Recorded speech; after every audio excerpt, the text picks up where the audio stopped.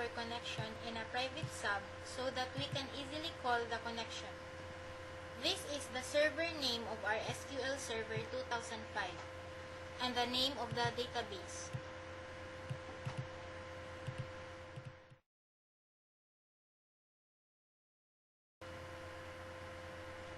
After the desired design for login, double-click the form. To load the admin table, we will put the codes in form load. Just double-click the form. First, we will call the connection. This query will look upon the entries in admin table.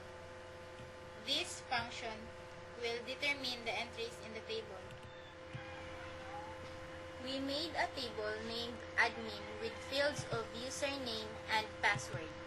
This table will be the basis for the users who can log in.